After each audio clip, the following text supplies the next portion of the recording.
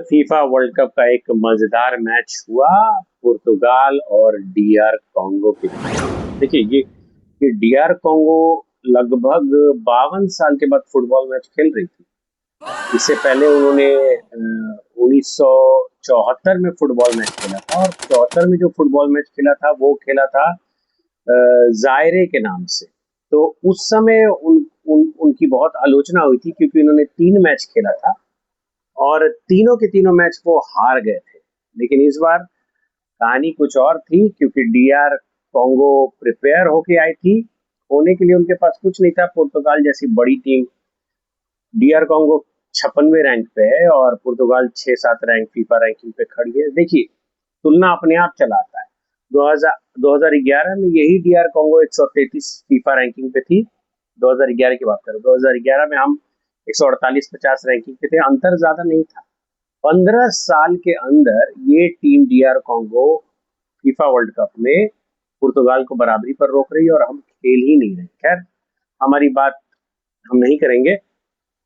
तो D R Congo के match को समझते हैं। देखिए, डीआर कॉन्गो ने शुरुआत जैसे ही किया उसके कुछ ही मिनट के बाद पुर्तगाल की तरफ से एक गोल आया और गोल आने के बाद अमूमन टीम दबाव में आ जाती है, लेकिन डीआर कॉन्गो ने ऐसा होने नहीं दिया।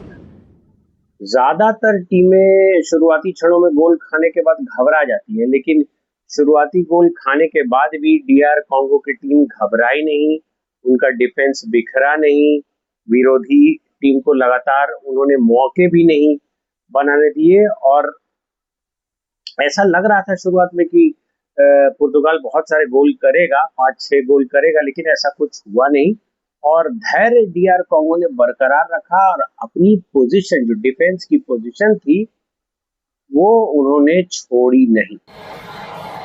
पुर्तगाल ने गेंद रखा, लेकिन पुर्तगाल के खिलाड़ी कभी भी खतरनाक क्षेत्र या डेंजर जोन में वो नहीं आ सके जिससे कि वो ज्यादा गोल कर सके। और देखिए, यही आधुनिक फुटबॉल की सबसे बड़ी सीख है। जरूरी नहीं है कि हर समय गेंद अपने पास रखी जाए। जरूरी है कि विरोधी टीम को गोल करने के मौके कम दिए जाए और डीआर कॉन्गो ने पूरे मैच में यही किया। पुर्तगाल के पास गेंद था, लेकिन साफ अवसर जिसको कहते हैं, क्लीन चांसेस जिसमें गोल करने के मौके बनते हैं, वो डीआर कॉन्गो ने होने नहीं दिया। धीरे धीरे मैच का संतुलन बदलने लगा और डीआर कॉन्गो के खिलाड़ी, देखिए, आत्मविश्वास हासिल करने लगे जैसे जैसे मैच ऊपर की तरफ बढ़ने लगा और उनके मिडफील्डर जो थे टैकल जीतने लगे, डिफेंडर हर क्रॉस को ब्लॉक करने लगे और लॉन्ग बॉल से भी वो मजबूत दिखने लगे। और फिर पहले हाफ के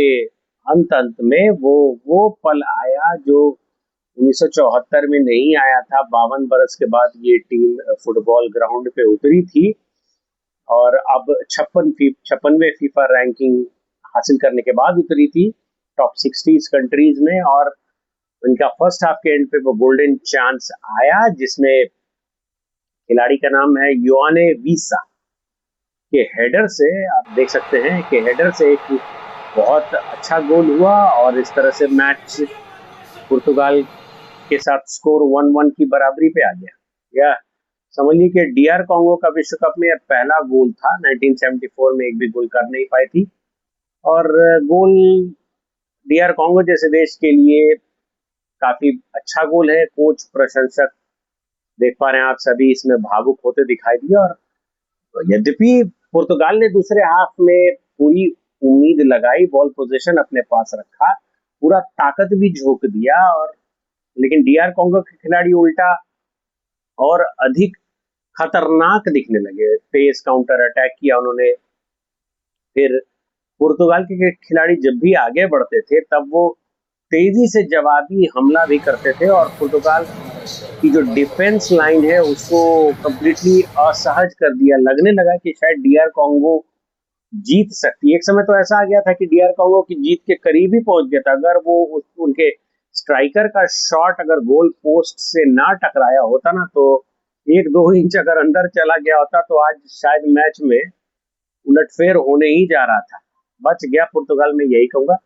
साफ है कि डीआर कॉन्गो सिर्फ भाग्य के सहारे देखिए ड्रॉ नहीं खेल रही है, वह वास्तव में मुकाबला कर रही है। अब यहीं पे आ जाता है, अब मैं थोड़ा सा अपने फुटबॉल के पास भी जाऊंगा, यहीं पे आ जाता है देखिए मेंटालिटी का। अगर ये ड्रॉ कर पाई तो कैसे ड्रॉ कर पाई ये जानना जरूरी है। देखिए सबसे बड़ा कारण क्या है कि डीआर कॉन्गो के खिलाड़ी यूरोपीय कंट्री में खेलते हैं, फिजिकली स्ट्रांग है, बड़ी लीग में खेलते हैं और वे अ, उच्च स्तर पर समझिए कॉम्पिटिटिव फुटबॉल खेलते हैं, और जिससे उनकी फिटनेस, उनकी तकनीक, उनकी मानसिक मजबूती हमसे बहुत ज्यादा है और शारीरिक क्षमता भी बहुत ज्यादा है, क्योंकि डीआर कॉन्गो खिलाड़ी बेहतर एथलीट है। 90 मिनट तक समझ लीजिए वो तेज दौड़ सकते हैं बिना दबाव के। हमारा क्लाइमेट, हमारा भोजन, हमारा रूटीन, सब कुछ, हमारा फिजिकल स्ट्रक्चर 90 मिनट का है ही नहीं। 65, 70, 72, 75 मैक्सिमम जाते जाते हमें पता चल जाता है कि हमारी स्टेमिना कितनी है, और मुकाबले में हम उतनी देर तक टिके भी नहीं रह सकते। आधुनिक फुटबॉल में देखिए फिटनेस का बहुत बड़ा महत्व है और डीआर कॉन्गो के पास वो चीज है। प्लस एक कोच का जो स्पष्ट नीति था ना कि पुर्तगाल जैसी टीम के साथ आप खेलने जा रहे हो, माइंड में आपके नथिंग टू लूज है, और उसके बाद डिफेंस को आपने बहुत मजबूत कर रखा है, और सही समय पे आप बॉल पोजीशन भी अपना उतना नहीं रख रहे हो, पर सही समय पे आप काउंटर अटैक कर रहे हो। छोटी टीम के लिए देखिए ये ऐसी रणनीति बहुत काम आती है। कई बार भारत भी इस पर कैपिटलाइज करने की कोशिश करता है, यद्यपि हम खेल नहीं रहे फिर भी छोटे मोटे टूर्नामेंट में जिसमें कैपिटलाइज करते हैं, लेकिन हमारा वो स्टेमिना, फिजिकल स्ट्रक्चर और हमारी टेक्निकलिटीज उस लेवल तक नहीं है, तो हम वो चीज कर पाते हैं। और मानसिकता का बहुत बड़ा कारण है, हमारे कोच डिफेंसिव, पूरी तरह से डिफेंसिव मानसिकता वाले हैं, लेकिन शायद डीआर कॉन्गो मैदान पे ये सोचकर ही नहीं उतरा था कि सामने पुर्तगाल है। वो अब कभी भी अपने आप को कमजोर मान ही नहीं रहे थे, और लगातार अटैक, मूवमेंट, डिफेंस सब अप टू द मार्क था उनका। पुर्तगाल से हार जाएंगे ऐसी मानसिकता के साथ वो उतरे नहीं, तो उन्होंने मुकाबला किया, गेंद के लिए लड़े, गेंद को छीना भी और अंत तक विश्वास भी बनाए रखा। देखिए केप वर्डे हो, चाहे कुरासाओ हो, चाहे डीआर कॉन्गो जैसी टीम, ये सारी टीमें कम संसाधन है इनके पास फुटबॉल में पैसा भी कम है, लेकिन इनको एक जज्बा है, एक मेंटालिटी है कि भाई हम खेलेंगे तो लड़ेंगे। और हमारे यहाँ क्या है कि हम उतरते हैं, एक गोल पहले खा गए, बस पीछे चले जाते हैं। तो ये चीज, और हमारे पास खिलाड़ी भी उस लेवल, उस फिजिकल स्ट्रक्चर, उस टेक्निकल स्किल और गेम अवेयरनेस वाले नहीं है। तो खैर इन देशों की जो, कुरासाओ हो या केप वर्डे हो या डीआर को, इन देशों की जो जो योजना जो स्ट्रीम लाइन में चल रही है, सही कोचिंग और सही मानसिकता और फुटबॉल के लिए जो डेडिकेशन किसी भी क्लब फुटबॉल से ज्यादा जो चल रहा है ना, ये उनकी उपलब्धि का यही सबसे बड़ा कारण है। क्योंकि वो दुनिया को दिखाना चाहते हैं ना, वो क्लब फुटबॉल में और पर्सनली करोड़ 1.5 करोड़ कमा के वो नहीं चाहते हैं कि किसी अंधेरे में वो कुछ दिन के बाद गायब हो जाए। वो चाहते हैं दुनिया को, मैराडोना को सब याद रखेंगे, आज नहीं है वो, ठीक है, चाहे रोनाल्डो चाहे मेसी हो, इनको याद रखेंगे, लेकिन कौन लिस्टन कोलासो, मनवीर सिंह, कुरुनियन को याद रखेगा मुझे पता नहीं, क्योंकि इन्होंने कुछ अभी तक अचीव किया नहीं। सिर्फ पर्सनल अचीवमेंट यही है कि क्लब लेवल पे वो अच्छा खेलते हैं।